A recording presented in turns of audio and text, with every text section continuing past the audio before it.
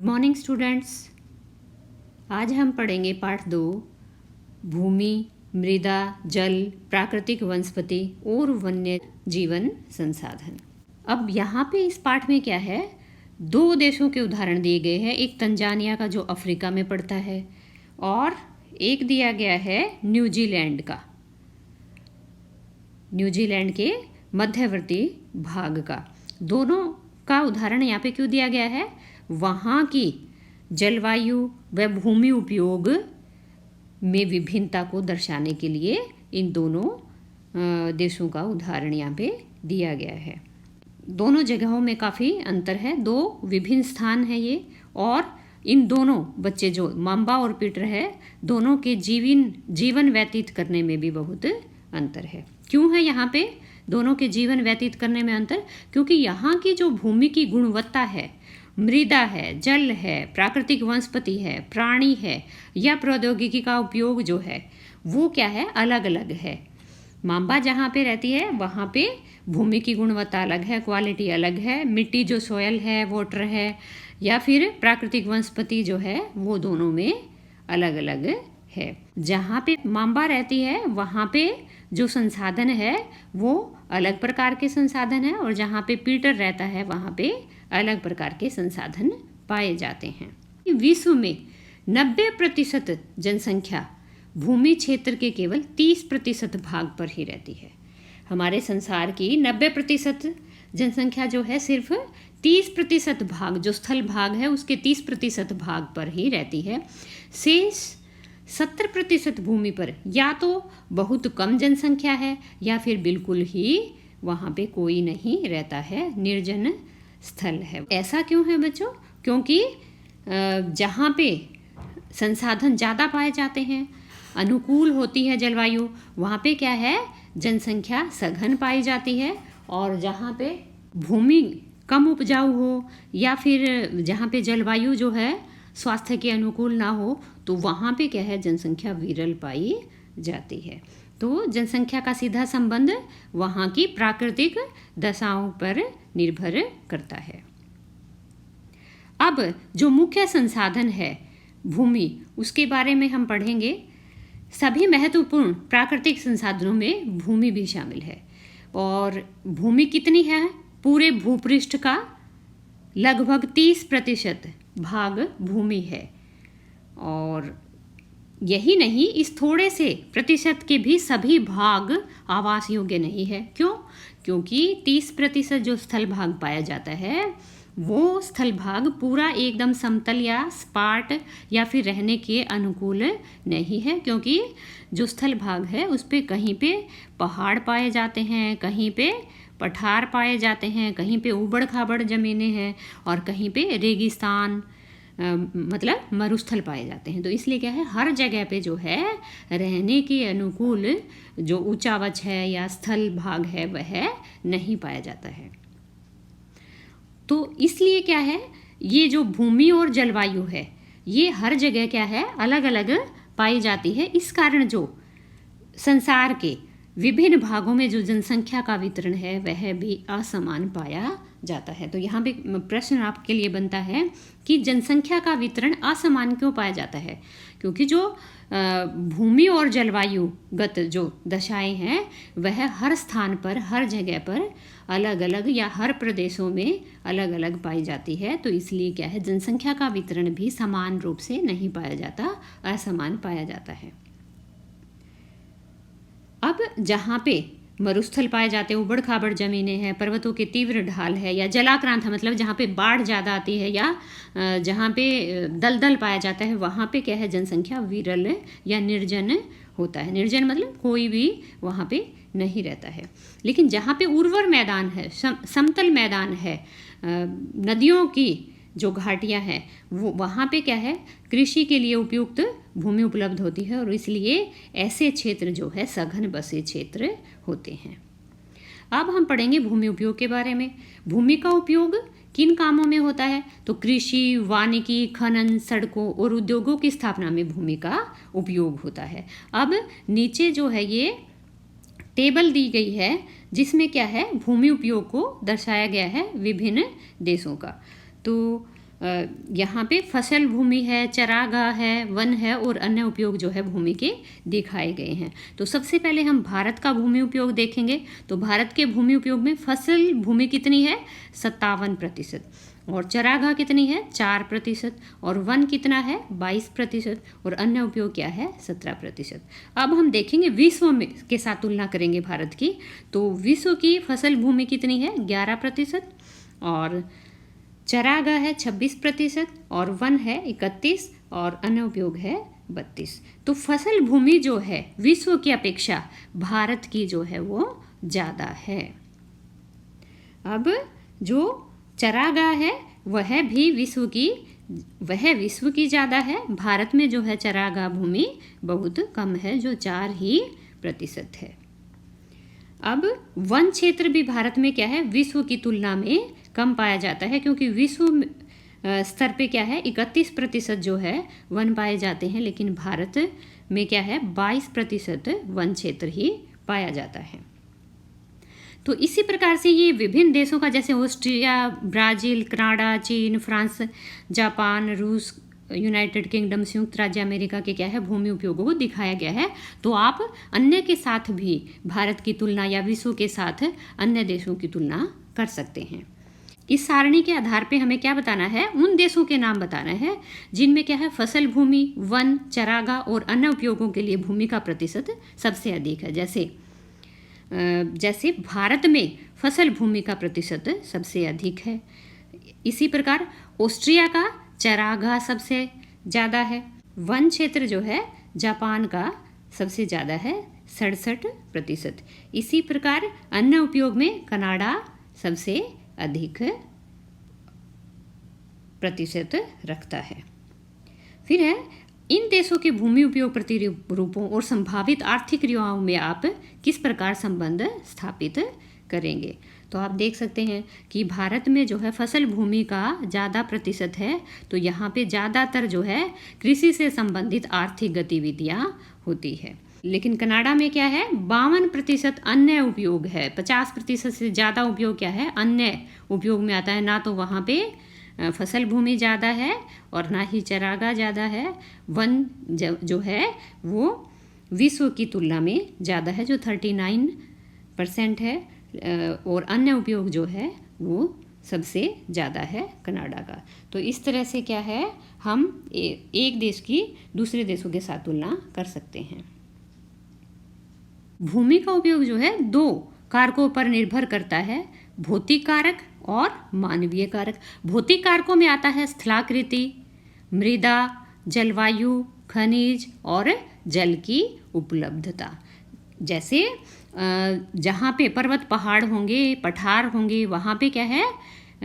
भूमि का अच्छे से उपयोग नहीं किया जा सकेगा, तो वहाँ पे उचित प्रकार से भूमि का उपयोग नहीं हो पाएगा। लेकिन जहाँ पे मैदान है वहाँ पे हर चीज़ बनाना आसान होगा, भूमि का उपयोग करना आसान होगा, क्योंकि वहाँ पे रेल की पटरियाँ भी आसानी से बन पाएंगी और सड़कें भी आसानी से बन पाएंगी। मृदा भी भूमि उपयोग को निर्धारित करती है। अगर उपजाऊ मृदा होगी तो गहन कृषि की जाएगी, और जलवायु अगर स्वास्थ्य कारक होगी किसी जगह की, तो वहाँ पर भी क्या है? सघन जनसंख्या होगी और भूमि का उपयोग भी हर क्षेत्र में किया जा सकेगा, जैसे कृषि में भी, उद्योगों के रूप में भी, या अन्य सेवाओं के रूप में भी। इसी प्रकार अगर खनिज किसी भूमि पर पाए जाते हैं तो वहाँ पे खनन कार्य ज़्यादा किए जाएंगे। इसी प्रकार जल की उपलब्धता भी भूमि के उपयोग को निर्धारित करती है। जैसे अगर नदियाँ होंगी पास में, जल की उपलब्धता होगी, तो हर काम, खेती भी अच्छे से हो सकेगी। उद्योग धंधों में भी क्या है? जल की उपलब्धता की आवश्यकता होती है, तो हर काम जो है आसानी से जल की उपलब्धता की मदद से किए जा सकेंगे। मानवीय कारक भी भूमि के उपयोग को निर्धारित करते हैं, जैसे जनसंख्या और प्रौद्योगिकी। अगर जनसंख्या सघन है, शिक्षित है, तो भूमि का उपयोग जो है वहाँ पे अधिक करना होगा। भूमि अगर उपजाऊ है तो वहीं पे जनसंख्या ज़्यादा मिलेगी। अगर पढ़े लिखे, शिक्षित और तकनीकी रूप से कुशल लोग हैं तो उस भूमि का उपयोग जो है अच्छे से मनुष्य द्वारा किया जाएगा, वहाँ की जनसंख्या द्वारा किया जाएगा। तो भूमि उपयोग को जो है भौतिक कारक और मानवीय कारक निर्धारित करते हैं। अब भूमि जो है दो प्रकार की होती है, निजी भूमि और सामुदायिक भूमि। अब निजी भूमि क्या होती है बच्चों? जो किसी एक व्यक्ति विशेष, जो किसी व्यक्ति विशेष की जमीन होती है उसको हम निजी भूमि कहेंगे। जैसे हमारे पिताजी के नाम कोई ज़मीन है तो उसे हम निजी भूमि कहेंगे। लेकिन जैसे हम किसी सरकारी स्कूल में पढ़ रहे हैं तो वह भूमि क्या है, सरकार की होगी, किसी एक व्यक्ति विशेष या कुछ व्यक्ति विशेषों की ना होकर पूरे समुदाय का उसके ऊपर अधिकार होता है। ऐसे ही जैसे गांव में पंचायत घर होते हैं, वो भी क्या है, सामुदायिक भूमि का एक अच्छा उदाहरण है। तो निजी भूमि जो है व्यक्तियों के स्वामित्व में होती है, जबकि सामुदायिक भूमि समुदाय के स्वामित्व में होती है। समुदाय से संबंधित व्यक्तियों के लिए इसका उपयोग किया जाता है। जैसे चारागाहें क्या है, सामुदायिक भूमि पे होती है, या कोई औषधीय बूटियाँ, ये भी क्या है, सामुदायिक भूमि पर होती हैं, हो सकती हैं। इन सामुदायिक भूमि को साझा संपत्ति संसाधन भी कहते हैं। क्यों? क्योंकि ये सभी की साझी संपत्ति होती है, किसी एक या कुछ व्यक्तियों की संपत्ति ना होकर सभी वहाँ रहने वाले सभी लोगों की साझा संपत्ति होती है। जनसंख्या और उनकी मांग सदैव बढ़ती रहती है, लेकिन भूमि की उपलब्धता सीमित है। स्थान के अनुसार भूमि की गुणवत्ता में अंतर होता है। लोगों ने सामुदायिक भूमि पर व्यापारिक क्षेत्र बनाने, नगरीय क्षेत्रों में घर बनाने और ग्रामीण क्षेत्रों में कृषि योग्य भूमि का विस्तार करने के लिए अनाधिकृत हस्तक्षेप करना शुरू कर दिया है। आज भूमि उपयोग प्रतिरूप में व्यापक परिवर्तन हमारे समाज में सांस्कृतिक परिवर्तनों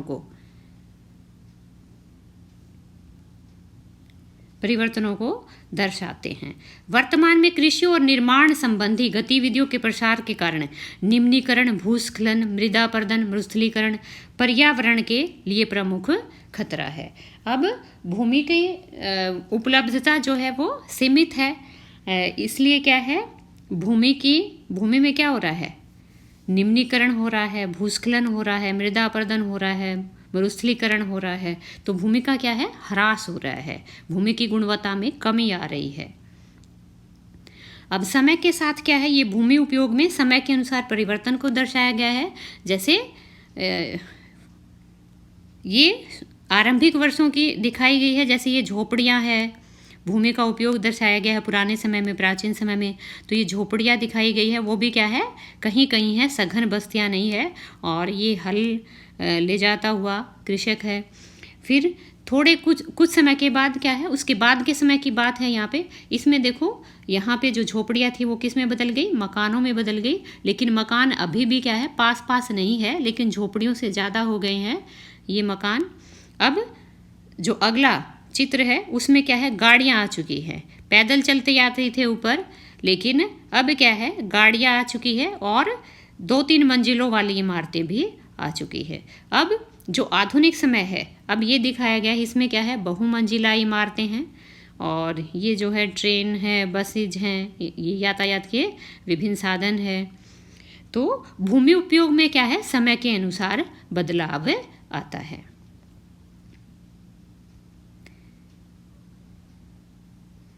अब हमने ऊपर पढ़ा कि भूमि का क्या हो रहा है, निम्नीकरण हो रहा है, भूमि की गुणवत्ता में ह्रास आ रहा है, कमी आ रही है। किस कारण हो रहा है, भूस्खलन के कारण, मृदापर्दन के कारण या मरुस्थलीकरण के कारण। तो अब किसकी जरूरत है, ये भूमि संसाधन का संरक्षण करने की जरूरत है। बढ़ती जनसंख्या तथा इसकी बढ़ती मांगों के कारण वन भूमि और कृषि योग्य भूमि का बड़े पैमाने पर विनाश हुआ है और इससे इस प्राकृतिक संसाधन के समाप्त होने का डर पैदा हो गया है। इसीलिए विनाश की वर्तमान दर को अवश्य ही रोकना चाहिए। वनारोपण, और ये विनाश की दर हम कैसे रोक सकते हैं, वनारोपण से, भूमि उद्धार से, रासायनिक कीटनाशकों और उर्वरकों के विनियमित उपयोग से और अतिचारण पर रोक लगाकर हम क्या है, भूमि को संरक्षित कर सकते हैं। अब ऊपर हमने पढ़ा था भूस्खलन। भूस्खलन क्या है, ये भी क्या है, मृदा निम्नीकरण का एक अच्छा उदाहरण है। भूस्खलन को सामान्य रूप से शैल, मलबा या ढाल से गिरने वाली मिट्टी के वृत्त संचलन के रूप में परिभाषित किया जाता है। प्राय क्या है, भूकंप, बाढ़, ज्वालामुखी आते रहते हैं, तो उनसे क्या है, भूस्खलन होता है। यह नदी के प्रवाह को कुछ समय के लिए अवरुद्ध कर देता है। नदी अवरुद्धता के अचानक फूट पड़ने से निचली घाटियों के आवासों में विध्वंस आ जाता है, विनाश आ जाता है। पहाड़ी भूभाग में भूस्खलन एक मुख्य और विस्तृत रूप से फैली प्राकृतिक आपदा है जो प्राय जीवन और संपत्ति को आघात पहुंचाती है और चिंता का एक मुख्य विषय है। तो भूस्खलन क्या है बच्चों, शैलों का गिरना। शैलों में जब दरारें आ जाती है, पर्वतीय क्षेत्रों में जब शैलें क्या है, चटकती क्यों है, तापमान से व वर्षा से क्या है, उनमें दरारें आ जाती है, वो चटक जाती हैं और चटक कर क्या है, अपने मूल शैल से जब वो अलग होकर गिर जाती है तो उसे हम क्या कहेंगे, भूस्खलन कहेंगे। एक वस्तुस्थिति अध्ययन। हिमाचल प्रदेश के किन्नौर जिले में रेकांगपिओ के निकट पंजी गांव में बड़े भूस्खलन के कारण राष्ट्रीय महामार्ग 22 की पुरानी हिंदुस्तान तिब्बत सड़क का 200 मीटर तक का भाग नष्ट हो गया। यह भूस्खलन पंजी गांव में तीव्र विस्फोटन द्वारा हुआ था। विस्फोटन के कारण ढाल का यह कमजोर क्षेत्र नीचे गिर गया, जिसके कारण सड़क और गांव के आसपास के क्षेत्र को क्षति पहुंची। पंजी गांव को किसी संभावित मानव विनाश से बचाने के लिए पूर्ण रूप से खाली करा दिया गया था। अब ये जो न्यूनीकरण हो रहा है मृदा में भूस्खलन के कारण, इसको हम कैसे रोक सकते हैं, इसके लिए कुछ प्रविधियां बताई गई है।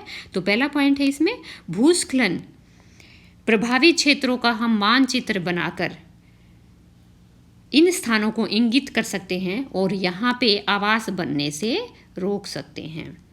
वहाँ पे लोगों को आगाह किया जा सकता है कि ये क्षेत्र जो है भूस्खलन ज़्यादा होने की संभावना है, तो यहाँ पे आवास नहीं बनाने चाहिए। नंबर 2, भूमि को खिसकने से बचाने के लिए प्रतिधारी दीवार का निर्माण करके हम क्या है, भूस्खलन को रोक सकते हैं। कैसे, जैसे ये सेल है और यहाँ पे अगर हम दीवार का निर्माण कर दे तो ये जो चट्टानें टूटेंगी ये यहीं गिर जाएंगी टूटकर और आगे नहीं बढ़ेंगी। तो इस तरह से हम प्रतिधारी दीवार का निर्माण करके भूमि को खिसकने से बचा सकते हैं। नेक्स्ट पॉइंट, भूस्खलन को रोकने का सबसे प्रभावी तरीका वनस्पति आवरण में वृद्धि है। अगर हम जहाँ पे भूस्खलन प्रभावित क्षेत्र है वहाँ पे हम वनस्पति उगाएंगे, पेड़ पौधे उगाएंगे इन क्षेत्रों में, तो वहाँ पे क्या है, वो मिट्टी को पेड़ पौधे जकड़े रखते हैं, तो वहाँ पे भूस्खलन बहुत कम होगा। नेक्स्ट है, सतही अपवाह तथा झरना प्रवाहों के साथ साथ भूस्खलन की गतिशीलता को नियंत्रित करने के लिए पृष्ठीय अपवाह नियंत्रण उपाय कार्यान्वित किए गए हैं। तो जैसे पर्वतों पे क्या है, नदियाँ निकलती है, झरने निकलते हैं, तो उनके कारण भी क्या है, भूस्खलन होता है। तो उसको नियंत्रित करके कि उनका प्रेशर ज़्यादा ना हो, उनका बहाव तेज ना हो, जिससे क्या है भूस्खलन होता है, तो उनके बहाव को नियंत्रित करके हम जो है भूस्खलन पर नियंत्रण पा सकते हैं, काबू पा सकते हैं। अब हम पढ़ेंगे मृदा के बारे में। पृथ्वी के पृष्ठ पर दानेदार कणों के आवरण की पतली परत मृदा कहलाती है। मृदा किसे कहेंगे? पृथ्वी के पृष्ठ पर दानेदार कणों के आवरण को हम मृदा कहेंगे। यह भूमि से निकटता से जुड़ी हुई है। स्थल रूप मृदा के प्रकार को निर्धारित करते हैं। मृदा का निर्माण चट्टानों से प्राप्त खनिजों और जैव पदार्थों तथा भूमि पर पाए जाने वाले खनिजों से होता है। यह अपक्षय की प्रक्रिया के माध्यम से बनती है। खनिजों और जैव पदार्थों का सही मिश्रण मृदा को उपजाऊ बनाता है। अब कैसे होता है मृदा का निर्माण? सबसे पहले मृदा के निर्माण में क्या है, जनक चट्टानों की महत्वपूर्ण भूमिका होती है। मृदा वैसी ही मिलेगी जैसी वहाँ की जनक चट्टानें होंगी, और जनक चट्टानों से क्या है, अपक्षय होगा। उससे फिर क्या है, वो अपक्षय होके ये अपक्षयित चट्टानी पदार्थ बनेंगे, और फिर उसमें बालू, गाद व कले मिल जाएगी, जिसे हम उपमृदा कहेंगे। और जो ऊपरी मृदा है, सबसे ऊपर की मृदा, उसमें क्या है, ह्यूमस और वनस्पति भी मिली होगी, और ये ऊपरी मृदा जो है सबसे उपजाऊ होती है। अब अपक्षय क्या होता है, जब एक ही जगह पे सेल होती है और उसमें तापमान के कारण या फिर तुषार के कारण वह सेल टूटती है या क्षय होती है, तो उसे हम अपक्षय कहेंगे। क्या आप जानते हैं, अब मृदा के बारे में पढ़ रहे हैं कि केवल 1 सेंटीमीटर मृदा बनने में सैकड़ों वर्ष लग जाते हैं। अब मृदा निर्माण को प्रभावित करने वाले कारक कौन से हैं? तो मृदा जो निर्मित होती है वो किस से प्रभावित होती है? सबसे पहले होती है जनक सेल, जो हमने ऊपर पढ़ा कि जैसी जनक सेलें होंगी, जैसे जनक सेलों का रंग होगा, गठन होगा, संरचना होगी, वैसी ही क्या है, ऊपरी मृदा होगी। ऊपर की मृदा जनक सेलों पर ही निर्भर करती है। दूसरा है उच्चावच, तुंगता, ढाल मृदा के संचय को निर्धारित करते हैं। मतलब जैसे मृदा अगर पहाड़ी एरिया में है तो वहाँ की मिट्टी का प्रकार क्या होगा, पर्वतीय मिट्टी होगी। अगर मरुस्थलीय क्षेत्र है तो वहाँ पे मिट्टी कौन सी होगी, मरुस्थलीय मिट्टी होगी। अगर वहाँ पे घाटी मृदा है तो वहाँ की मिट्टी क्या है, उपजाऊ होगी। तो इस तरह से क्या है, जैसा ऊंचावच होगा, जैसा ढाल होगा, उसी के अनुसार जो है मृदा का प्रकार निर्भर करता है। 3rd नंबर पे है वनस्पति जात, प्राणी जात या सूक्ष्म जीव जो ह्यूमस निर्माण की दर को प्रभावित करते हैं। मतलब जहाँ पे जैसा वनस्पति होगी, जैसे पेड़ पौधे होंगे, जैसे जीव जंतु रहेंगे, उन्हीं के क्या है, ह्यूमस उस मिट्टी में मिलेंगे और उसी के अनुसार क्या है, उस मिट्टी में उपजाऊपन मिलेगा। नेक्स्ट है जलवायु, तापमान, वर्षा, अपक्षय और ह्यूमस निर्माण की दर को प्रभावित करते हैं। मृदा जो है उस स्थान की जलवायु, तापमान व वर्षा पर भी निर्भर करती है। नेक्स्ट है मृदा जो है समय मृदा के निर्माण में क्या है, समय की महत्वपूर्ण भूमिका होती है, क्योंकि जितना समय ज़्यादा मृदा के निर्माण में लगेगा उसकी मोटाई भी जो है उतनी ही ज़्यादा होगी। उस मृदा प्रतिछेदिका की जो मोटाई है वो समय के ऊपर निर्धारित होती है। तो ये हमने पढ़े मृदा निर्माण को प्रभावित करने वाले कारक। अब भारत में क्या है, विभिन्न प्रकार की मृदा पाई जाती है, जैसे जलोढ़, काली मिट्टी, लाल मिट्टी, लेटराइट मिट्टी, मरुस्थलीय मिट्टी और पर्वतीय मिट्टी। तो आप ज़्यादा विस्तार से ये आप आगे की कक्षाओं में पढ़ेंगे। अब है मृदा का निम्नीकरण और संरक्षण के उपाय। मृदा अपरदन और क्षीणता मृदा संसाधन के लिए 2 मुख्य खतरे हैं। मानवीय और प्राकृतिक दोनों ही कारकों से मृदाओं का निम्नीकरण हो सकता है। हमने ऊपर भी पढ़ा कि जो मृदा का जो ह्रास हो रहा है, मृदा की जो गुणवत्ता में कमी आ रही है, वह मानवीय कारण से भी आ सकती है और प्राकृतिक कारणों से भी आ सकती है। मानवीय कारणों से कैसे आ सकती है, जैसे मनुष्य अगर वनोन्मूलन करता है, अतिचारण करता है या रासायनिक उर्वरकों और कीटनाशकों का अत्यधिक उपयोग करता है तो मृदा में ह्रास आ सकता है, मृदा का निम्नीकरण हो सकता है, मृदा का उपजाऊपन कम हो सकता है। अब प्राकृतिक कारक कैसे प्रभावित करते हैं, जैसे ज़्यादा वर्षा हो रही है तो वहाँ का अपरदन, मृदा का अपरदन हो सकता है, भूस्खलन हो सकता है, बाढ़ आ सकती है, जिससे क्या है मृदा का अपरदन हो सकता है। तो उससे भी क्या है मृदा का उपजाऊपन कम होता है, मृदा में ह्रास आता है। तो इसको रोकने के लिए मृदा का क्या करना होगा, संरक्षण करना होगा। और मृदा के संरक्षण के लिए कुछ विधियाँ जो है अब यहाँ पे बताई गई है, उनको हम पढ़ेंगे। सबसे पहला है मल्च बनाना। अब मल्च क्या होता है बच्चों, पौधों के बीच अनावृत भूमि जैव पदार्थ जैसे प्रवाल से ढक दी जाती है, इससे मृदा की आर्द्रता रुकी रहती है। जैसे यहाँ पे 2 ये पौधे हैं और इनके बीच की जो ये जगह है, इसकी नमी को बरकरार रखने के लिए, इसकी आर्द्रता को बरकरार रखने के लिए अगर इसको ढक दिया जाए, किससे ढक दिया जाए, घास से या किसी जैव पदार्थ से, जैसे प्रवाल आदि हैं, उनसे अगर ढक दिया जाएगा तो इसकी नमी बरकरार रहेगी, इसकी नमी संरक्षित रहेगी। तो इसको हम कहेंगे मल्चिंग, मल्च बनाना।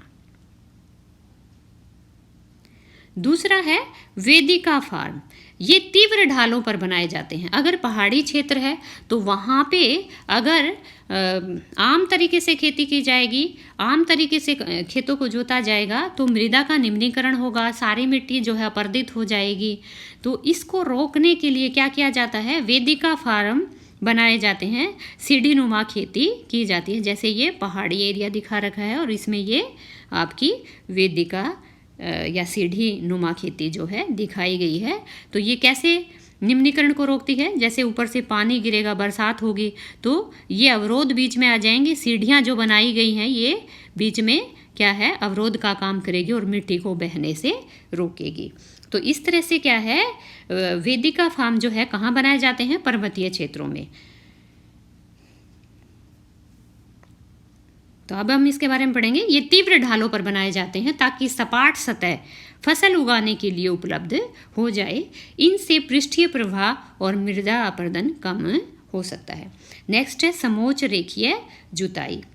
एक पहाड़ी ढाल पर समोच्च रेखाओं के समानांतर जुताई ढाल से नीचे बहते जल के लिए एक प्राकृतिक अवरोध का निर्माण करती है। जैसे ये पहाड़ी है, इस पे अगर ऐसे समोच्च रेखीय जुताई की जाए, समोच्च रेखाएं जो होती हैं वो समान ऊंचाई वाले जगहों को मिलाती हुई रेखाएं होती हैं, तो ऐसे समोच्च रेखीय जुताई अगर की जाएगी तो वह भी क्या है मृदा निम्नीकरण को रोकेगी। ये जो है दिखाई गई है, ये समोच्च रेखीय जुताई दिखाई गई है। रक्षक मेखलाएं तटीय प्रदेशों और शुष्क प्रदेशों में पवन गति रोकने के लिए वृक्ष कतारों में लगाए जाते हैं। जहाँ पे क्या है मरुस्थलीय प्रदेश हैं या फिर तटीय प्रदेश हैं, वहाँ पे मिट्टी तेज हवा बहती है तो मिट्टी बह के ना जाए या पानी के साथ मिट्टी ना बहे, इसके लिए क्या किया जाता है, वृक्ष पेड़ जो है कतारों में पंक्ति में लगाए जाते हैं। क्यों लगाए जाते हैं, ताकि पेड़ जो है मृदा को जकड़े रखें और मृदा को जो है बहने ना दे हवा के साथ या पानी के साथ। इससे क्या है मृदा संरक्षित रहेगी और मृदा आवरण को है जो है बचाया जा सकेगा। अब नेक्स्ट है संरक्षित करने का जो तरीका है मृदा को, वो है समोच्च रेखीय रोधिकाएं। समोच्च रेखाओं पर रोधिकाएं बनाने के लिए पत्थरों, घास, मृदा का उपयोग किया जाता है। रोधिकाओं के सामने जल एकत्र करने के लिए खाइयाँ बनाई जाती हैं। अब ये अच्छे से समझाने के लिए एक एक्टिविटी दी गई है कि कैसे हम एक सिंपल ट्रे में जो है एक सिंपल मृदा डालते हैं और दूसरी ट्रे में हम क्या है उसमें घास उगाते हैं, और फिर जब घास उगाती है तो जो सिंपल मिट्टी पड़ी हुई है, खाली जो मिट्टी पड़ी हुई है, मृदा पड़ी हुई है, उसमें हम एक मग पानी डालेंगे तो नीचे जो बीकर रखेंगे उसमें वो पानी आएगा, उसके साथ मिट्टी जो है वो ज़्यादा बहकर आएगी, उसमें मिट्टी की मात्रा ज़्यादा होगी। लेकिन जहाँ पे जिस ट्रे में घास उगी हुई है उसमें अगर हम उतना ही पानी डालेंगे तो उसमें मिट्टी जो है नाम मात्र की होगी। क्यों? क्योंकि घास की जो जड़ें हैं वो मिट्टी को जकड़े हुए हैं और पानी के साथ जो है मिट्टी को बहने नहीं देते हैं। अब नेक्स्ट जो तरीका है मिट्टी निम्नीकरण को रोकने का, मिट्टी को संरक्षित करने का, चट्टान बांध। यह जल के प्रवाह को कम करने के लिए बनाए जाते हैं। यह नालियों की रक्षा करते हैं, जैसे मेढ़े बना देते हैं हम, या पत्थर लगा के जो है पानी के बहाव को कम करते हैं या मृदा क्षति को रोकते हैं। बीज की फसल उगाना। वर्षा दोहन से मृदा को सुरक्षित रखने के लिए अलग अलग समय पर भिन्न भिन्न फसलें एकांतर कतारों में उगाई जाती हैं। जैसे चने और सरसों की फसल साथ उगा ली जाए, जिनका क्या है समय जो है अलग अलग होगा, तो एक साथ जो है खेत खाली नहीं होंगे। तो एक साथ अगर खेत खाली हो जाते हैं तो वहाँ पे क्या है मृदा का अपरदन ज़्यादा होता है, मृदा जो है हवा के साथ या पानी के साथ बहकर अपरदित हो जाती है। लेकिन अलग अलग समय पे उगने वाली फसलें इकट्ठा बो दी जाती हैं तो वहाँ पर जो है मिट्टी संरक्षित रहती है। अब हम जो हमारा अगला जो संसाधन है जल, उसके बारे में पढ़ेंगे। जल एक महत्वपूर्ण नवीकरणीय प्राकृतिक संसाधन है। भूपृष्ठ का 3/4 भाग जल से ढका है, इसीलिए इसे जल ग्रह कहना उपयुक्त है। लगभग 3.5 अरब वर्ष पहले जीवन आदि महासागरों में ही प्रारंभ हुआ था। मतलब जीवन की शुरुआत कहाँ हुई थी? महासागरों में ही। कब हुई थी? 3.5 अरब वर्ष पहले। यद्यपि आज भी महासागर पृथ्वी के सतह के 2/3 भाग को ढके हुए हैं और विविध प्रकार के पौधों और जंतुओं को मदद करते हैं। जैसे महासागरों में क्या है, विभिन्न प्रकार की वनस्पतियाँ उगी होती है, विभिन्न प्रकार के जंतु पाए जाते हैं, आपको पता ही है, जैसे मछली है, मगरमच्छ है आदि। महासागरों का जल क्या होता है बच्चों? लवणीय होता है, नमकीन होता है और मानवीय उपभोग के लिए उपयुक्त नहीं है। मानव कैसा जल उपयोग करता है? अलवणीय जल, मीठा जल। अलवणीय जल का दूसरा नाम क्या है? मीठा जल। अलवण जल केवल 2.7% ही है। टोटल जो पानी है, कुल जो पानी है, उसका 2.7% ही क्या है? मीठा पानी है। तभी तो क्या है, हम स्कैर्सिटी जो है वाटर की वो फील करते हैं, अनुभव करते हैं, गर्मियों में और भी ज़्यादा करते हैं। इसका लगभग 70% भाग बर्फ़ की चादरों, हिमानियों के रूप में अंटार्कटिका, ग्रीनलैंड और पर्वतीय प्रदेशों में पाया जाता है। अपनी स्थिति के कारण ये मनुष्य की पहुंच के बाहर है। केवल 1% अलवण जल उपलब्ध है और वह मानव उपभोग के लिए उपयुक्त है। यह भौमजल, नदियों, झीलों, पृष्ठीय जल के रूप में तथा वायुमंडल में जलवाष्प के रूप में पाया जाता है। अब क्या आप जानते हैं, वर्ष 1975 में मानव उपयोग के लिए जल की जो खपत थी वह 3850 घन किलोमीटर प्रति वर्ष थी, जो वर्ष 2000 में बढ़कर 6000 घन किलोमीटर प्रति वर्ष से भी अधिक हो गई है। तो अब जो है, हमें जो जल का जो उपभोग करते हैं, जल को जो प्रयोग करते हैं, वो प्रतिशत जो है बढ़ गया है। क्या आप जानते हैं, एक टपकता नल एक वर्ष में 1200 लीटर जल व्यर्थ करता है। इसलिए हमें कभी भी अपने नल को टपकने नहीं देना चाहिए। अगर खराब है तो उसको बदलना चाहिए, क्योंकि इससे बहुत सारे पानी का विनाश हो रहा होता है और पानी हमारे लिए क्या है? बहुत उपयोगी है। अब यहाँ पे औसतन एक भारतीय नागरिक प्रतिदिन लगभग 135 लीटर जल का उपयोग करता है। यह क्वेश्चन भी क्या है, बार बार पूछा जाता है कि भारतीय नागरिक जो है औसतन कितना पानी उपयोग करता है, तो 135 लीटर। अब ये पानी के उपयोग दिखाए गए हैं, पीना, खाना बनाना, नहाना, शौचालय, वस्त्र धोना, बर्तन धोना, बागवानी आदि। तो ये आपसे अब पूछ रहा है, क्या आप इस उपयोग को कम करने के तरीके सोच सकते हैं? तो यहाँ पे बच्चों हम कम करने के तरीके सोच सकते हैं। जैसे नहाने का जो पानी है, जो 20 लीटर प्रति व्यक्ति खर्च हो रहा है, या फिर जो वस्त्र धोने का पानी है, या जो बर्तन धोने का पानी है, वो हम किस में यूज कर सकते हैं? बागवानी में। तो ये वाला पानी जो है हमें बचा सकते हैं। तो जो उपयोग हम कर रहे हैं उसमें हम कमी कर सकते हैं। तो जो अलवणीय जल है, मीठा जो जल है, पृथ्वी का सबसे अधिक मूल्यवान पदार्थ है। पृथ्वी पर जल ना तो बढ़ाया जा सकता है और ना ही घटाया जा सकता है। इसकी कुल मात्रा स्थिर रहती है। क्यों? क्योंकि जल जो है एक जल चक्र स्थापित करता है। जैसे जल जो है महासागरों पे क्या है, सूर्य की किरणें गिरी, महासागरों के जल को या नदियों के जल को या भूमि पे जो जल बिखरा हुआ है उसको क्या है, वो वाष्पित करेंगे। वाष्पित होकर क्या है, बादल बनेंगे। वाष्पित होकर क्या बनते हैं? बादल बनेंगे। बादल फिर क्या करेंगे? फिर बरसात करेंगे और फिर बरसात का पानी कहाँ चला जाएगा? समुद्र में चला जाएगा, भूमिगत जल के रूप में इकट्ठा हो जाएगा। तो इस प्रकार से फिर भूमि के ऊपर भी बिखरा होगा, नदियों में भी जाएगा। तो फिर उसके ऊपर सूर्य की धूप पड़ेगी और सूर्य की धूप गिरेगी, तो वो फिर जल फिर क्या होगा? वाष्पित होगा और वाष्पित होकर फिर क्या बनाएगा? बादल बनाएगा। तो ये चक्र जो है चलता रहता है। पानी जो है इसलिए क्या कहा जाता है कि ना तो बढ़ाया जा सकता है और ना ही घटाया जा सकता है।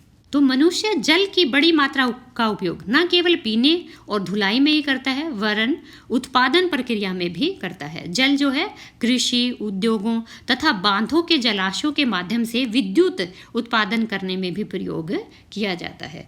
तो जल स्रोतों के सूखने अथवा जल प्रदूषण के कारण लवणीय जल की आपूर्ति की कमी के मुख्य कारक बढ़ती जनसंख्या, भोजन और नकदी फसलों की बढ़ती मांग और बढ़ता नगरीकरण और बेहतर होता जीवन स्तर है। तो जल की आपूर्ति जो है उसमें कमी क्यों आ रही है? क्योंकि जनसंख्या बढ़ गई है, लेकिन जल की मात्रा जो है वो नहीं बढ़ रही है। ना तो जल घटता है और ना ही जल हमने ऊपर पढ़ा है ना बढ़ता है।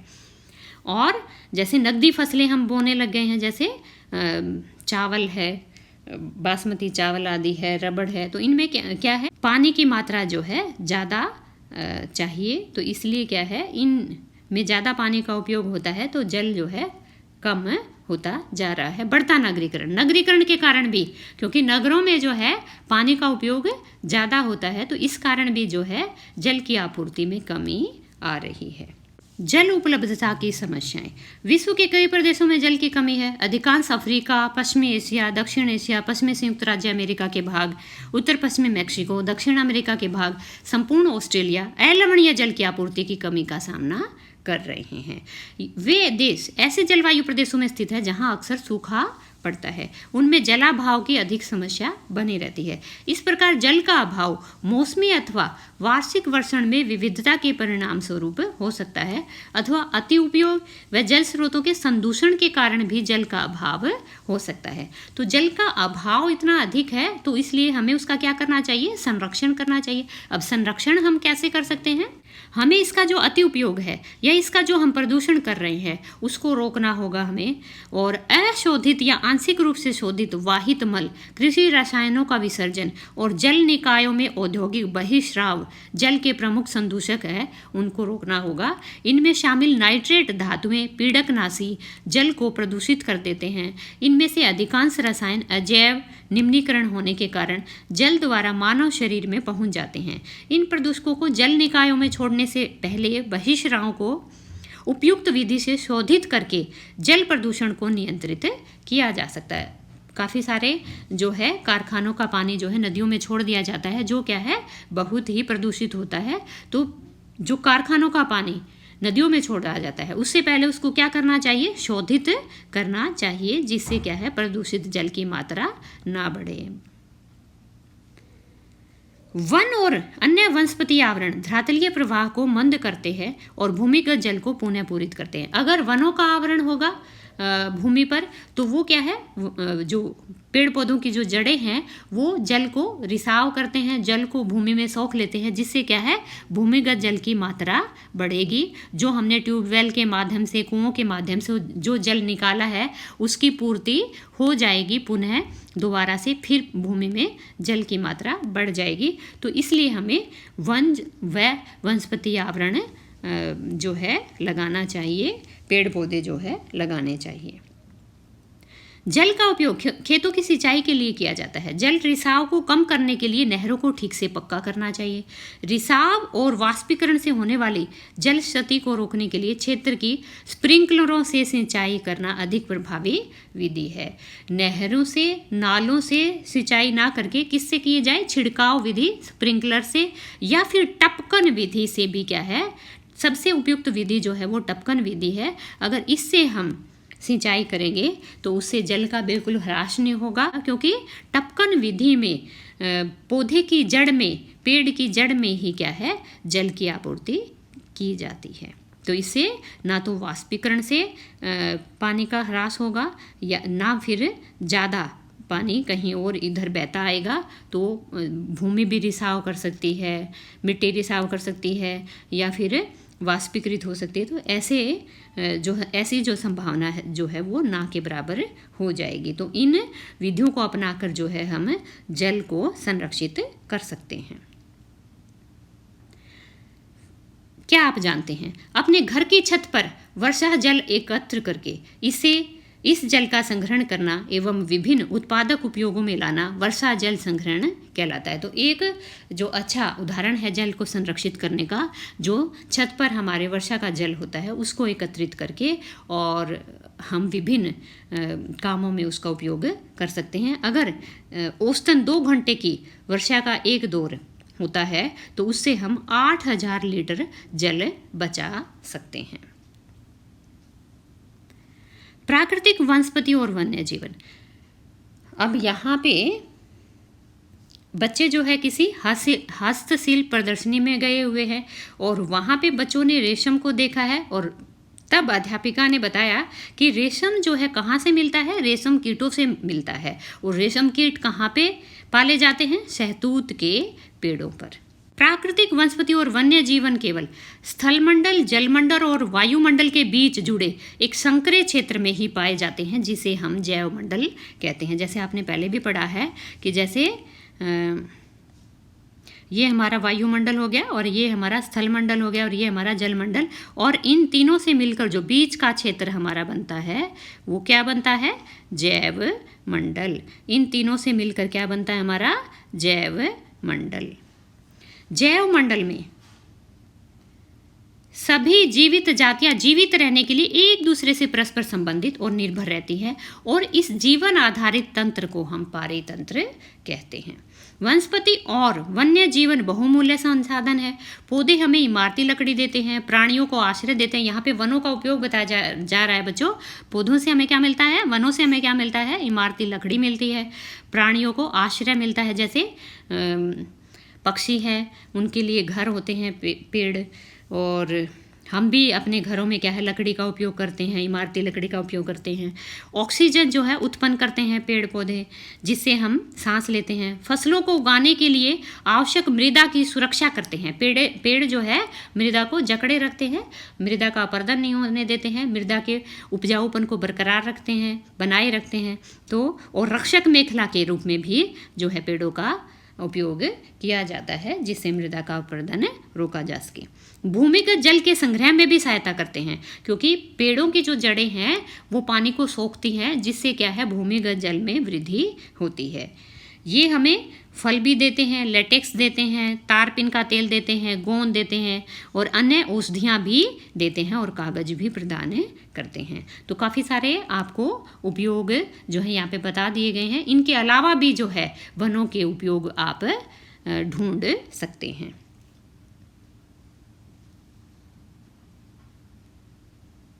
वन्य जीवन के अंतर्गत जंतु, पक्षी, कीट एवं जलीय जीव रूप आते हैं। उनसे हमें दूध, मांस, खाल और ऊन प्राप्त होती है। कीट जैसे मधुमक्खी हमें शहद देती है, फूलों के परागण में मदद करती है, और पारितंत्र में अपघटक के रूप में एक महत्वपूर्ण भूमिका निभाती है। चिड़िया अपने भोजन के लिए कीटों पर निर्भर है और अपघटकों के रूप में कार्य करती है। जो कीट हमारे कोई काम नहीं आते, उनको क्या है? चिड़िया खा लेती है और अपघटक का काम करती है। इसी तरह गीध जो है मृत जीव जंतुओं को खाने के कारण एक अपमार्जक है और पर्यावरण का एक महत्वपूर्ण शोधक समझा जाता है। जो मृत जीव जंतु होते हैं उनसे क्या है? सड़न पैदा होती है, तो वहाँ पे रहना मुश्किल हो जाता है। तो अपघटक कौन करता है? वहाँ जो है शोधक का काम कौन करता है? गीध करते हैं, वल्चर करते हैं।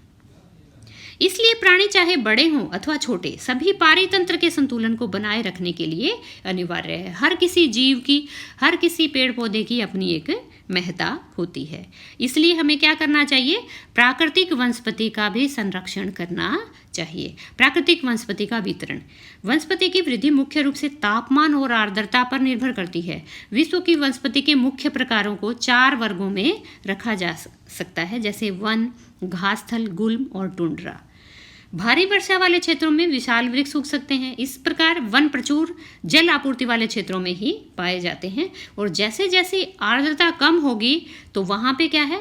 घासस्थल उगेंगे। फिर घासस्थल से भी क्या है? कम जहाँ पे वर्षा होगी वहाँ पे क्या है? झाड़ियाँ मिलेंगी, गुल्म मिलेंगी। और टुंड्रा जो है वो बर्फीले क्षेत्र होते हैं जहाँ पे बर्फ़ होती है, तो वहाँ पे क्या है? मांस और लाइकेन जैसी वनस्पतियाँ मिलती हैं। जैसे जैसे आर्द्रता कम होती है, वृक्षों का आकार और उनकी सघनता कम हो जाती है। सामान्य वर्षा वाले क्षेत्रों में छोटे आकार वाले वृक्ष मिलेंगे और घास मिलेगी, जिससे विश्व के घासस्थलों का निर्माण होता है। कम वर्षा वाले शुष्क प्रदेशों में कंटीली झाड़ियाँ एवं गुल्म उगते हैं। इस प्रकार के क्षेत्रों में पौधों की जड़ें गहरी होती हैं। वाष्पोत्सर्जन से होने वाली आर्द्रता की हानि को घटाने के लिए इन पेड़ों की पत्तियां कांटेदार और मोमी सतह वाली होती हैं। शीत ध्रुवीय प्रदेशों की टुंड्रा वनस्पति में मॉस और लाइकेन आदि मिलते हैं। वनों को उनकी पत्तियां गिराने के आधार पर हम सदाहरित वन और पर्णपाती वन में बांटते हैं। सदाहरित वन मतलब एवरग्रीन फॉरेस्ट, और पर्णपाती वन मतलब डेसिडियस फॉरेस्ट। सदाहरित वन उन्हें कहते हैं जिन वनों के वृक्ष वर्ष के किसी भी ऋतु में अपनी पत्तियां एक साथ नहीं गिराते हैं। और पर्णपाती वन ऐसे वन हैं जिनके वृक्ष जो है एक साथ साल में किसी एक विशेष मौसम में अपनी पत्तियां गिरा देते हैं। ऐसे वनों को हम पर्णपाती वन कहते हैं। क्यों गिराते हैं अपनी पत्तियां? ये वाष्पोत्सर्जन से होने वाली हानि को रोकने के लिए अपनी पत्तियां गिरा देते हैं। ये वन विभिन्न अक्षांशों में इनकी स्थिति के आधार पर उष्णकटिबंधीय अथवा शीतोष्णकटिबंधीय में वर्गीकृत किए गए हैं।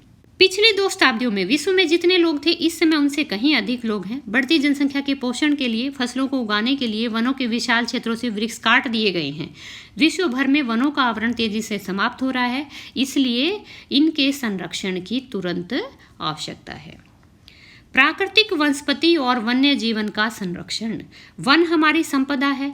पौधे जंतुओं को आश्रय प्रदान करते हैं और साथ ही पारितंत्र को भी सुरक्षित रखते हैं। जलवायु में परिवर्तन और मानव हस्तक्षेप के कारण पौधे और जंतुओं के प्राकृतिक आवास नष्ट हो सकते हैं। बहुत सी जातियां असुरक्षित अथवा संकटापन्न है, मतलब संकट के कगार पे है, लुप्त होने वाली हैं। और वनोन्मूलन, मृदा अपरदन, निर्माण कार्य, दावानल और भूस्खलन में से कुछ मानव निर्मित और प्राकृतिक कारक हैं जो मिलकर इन महत्वपूर्ण प्राकृतिक संसाधनों के लुप्त होने की प्रक्रिया को बढ़ावा देते हैं। आज जो मुख्य चिंता का विषय क्या है? एक अनधिकार शिकार करने की संख्या का बढ़ना है, जिससे कुछ खास किस्म की प्रजातियां, उनमें खास किस्म की प्रजातियों की संख्या में कमी आई है। पशु खाल, चमड़ा, नाखून, दांत और पंखों के साथ साथ सींगों के एकत्रीकरण और गैर कानूनी व्यापार के लिए जंतुओं का अनाधिकार शिकार किया गया है। इनमें से कुछ जंतु चीता, शेर, हाथी, ब्लैक बक, मगरमच्छ, दरियाई घोड़ा, हिम तेंदुआ, शुतुरमुर्ग और मोर हैं। इनका संरक्षण जागरूकता बढ़ाकर किया जा सकता है। तो इन जो जंतुओं का हमें क्या है, संरक्षण करना चाहिए, ताकि जो प्राकृतिक संतुलन है वह बना रहे। दावानल प्राणी जात और वनस्पति जात के संपूर्ण क्षेत्र के लिए खतरा है। दावानल होता क्या है? जो वनों में आग लगती है उसको हम दावानल कहते हैं। और यह किन कारणों से लगती है? इसके 3 कारण यहाँ पे मुख्यतः बताए गए हैं। पहला है तड़ित झंझा के कारण, जो आसमानी जो बिजली है उसके कारण जो है वनों में आग लग जाती है। दूसरा है लोगों की लापरवाही के कारण, जैसे आसपास अगर वो घास फूस जला रहे होते हैं तो वो आग उड़कर जो है वनों तक पहुंच जाती है और वहाँ पे दावानल का कारण बनती है। स्थानिक लोगों द्वारा किसी उद्देश्य से अग्नि लगाना, वहाँ आसपास रहने वाले लोग, वहाँ के लोग अगर किसी उद्देश्य से आग जलाते हैं तो वह भी जो है दावानल का कारण बन सकती है। तो नियंत्रण के कुछ उपाय, इनको इस दावानल को कैसे रोका जा सकता है? लोगों को जागरूक करके, लोगों को इस बारे में शिक्षित करके हम जो है दावानल पे काबू पा सकते हैं कि आसपास कोई ऐसी आग ना जलाए जिससे क्या है दावानल का खतरा हो। दूसरा, परीक्षण बिंदुओं, निपुण भूमि चौकसी करके, वहाँ की वन क्षेत्र की चौकसी करके और संचार जाल के समन्वित जाल द्वारा, जैसे सूचना जो जाल है, संचार जो जाल है उसको विकसित करके जो है हम अग्नि लगने का जो है शीघ्र पता लगा के उस पे काबू पा के हम जो है इस पे नियंत्रण कर सकते हैं। तो इस प्रकार से क्या है दावानल को हम रोक सकते हैं। राष्ट्रीय उद्यान, वन्यजीव अभ्यारण्य, जैव मंडल निचय हमारी प्राकृतिक वनस्पति और वन्य जीवन को सुरक्षित रखने के लिए बनाए जाते हैं। संकरी घाटियों, झीलों, आर्द्र भूमि का संरक्षण मूल्यवान संसाधन नष्ट होने से बचाने के लिए आवश्यक है। यदि प्रजातियों की सापेक्ष संख्या को भंग न किया जाए तो पर्यावरण में संतुलन बना रहता है। विश्व के अनेक भागों में मनुष्य ने अपने क्रियाकलापों से अनेक प्रजातियों के प्राकृतिक आवासों में उथल पुथल कर दी है, जिससे क्या है पक्षियों और अनेक जीव जंतुओं का शिकार हो रहा है या फिर वो विलुप्त होने के कगार पर हैं। तो इनको हम कैसे रोक सकते हैं? प्रादेशिक या सामुदायिक स्तर पर जागरूकता कार्यक्रमों का आयोजन करके, जैसे सामाजिक वानिकी, वन महोत्सव आदि को प्रोत्साहित करके हम इनको रोक सकते हैं। स्कूल के बच्चों को पक्षी देखने, प्राकृतिक कैंपों में जाने के लिए प्रोत्साहित करना चाहिए ताकि वे विविध जातियों के निवास का अवलोकन कर सकें। बहुत से देशों ने कानून बना दिया है कि पक्षियों और पशुओं को मारना, उनका व्यापार करना गैर कानूनी है। भारत में शेरों, चीतों, हिरणों, भारतीय सारंग और मोर के मारने पर प्रतिबंध लगाया गया है। एक अंतर्राष्ट्रीय परिपाटी CITES, इसकी फुल फॉर्म पूछ ली जाती है बच्चों कई बार, the convention on international trade in endangered species of wild fauna and flora की स्थापना की गई है, जिसने प्राणियों और पक्षियों की अनेक जातियों की सूची तैयार की गई है। इस सूची में दिए गए सभी पक्षियों और प्राणियों के व्यापार पर प्रतिबंध लगाया गया है। पौधों और प्राणियों का संरक्षण प्रत्येक नागरिक का नैतिक कर्तव्य होता है। अब इसमें दो शब्द आए हैं, एक राष्ट्रीय उद्यान। राष्ट्रीय उद्यान क्या है? राष्ट्रीय स्तर पे होते हैं।